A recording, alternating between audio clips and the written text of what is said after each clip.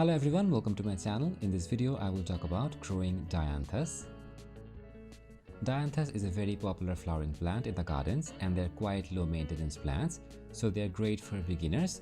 They come in many varieties. They're also known as pinks, sweet williams and carnations. You will find annuals, perennials and biennial varieties too. They also come in many different colors, shapes and sizes. Dianthus are compact flowering plants, so they are quite easy to maintain even in small spaces like balconies.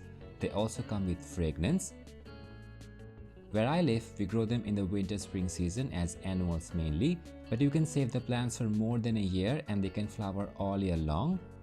Because of their short height and compact size, you can easily grow them in small pots.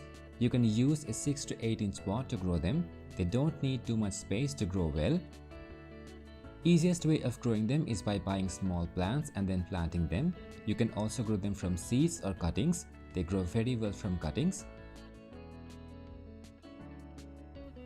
Dianthus are sun-loving plants, so they need bright sunlight to produce lots of flowers.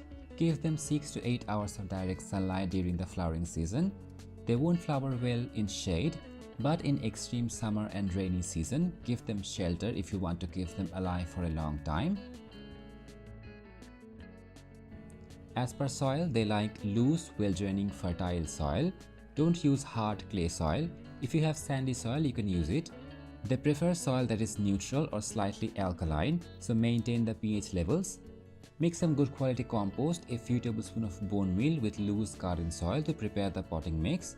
As fertilizer, you can use any organic liquid fertilizer every 10 to 15 days and some bone meal every 1 or 2 months. They don't need too much fertilizing. They will flower very well with minimum care. Proper watering is very important. They are quite drought tolerant plants. Keep the soil moderately moist. They don't like being overwatered. Wet soil can cause fungus and stem rot problems which may kill the plant. So water them only when the soil feels dry and have a good drainage system. Pinching or deadheading is really important. It keeps the plant clean and disease-free, and it also helps the plant to produce new flowers. Do regular deadheading to get more flowers on the plant. If you want to keep your plants alive for the next year, keep them in a place protected from harsh sunlight and heavy rain. Next year you can change the soil or grow them again from cuttings.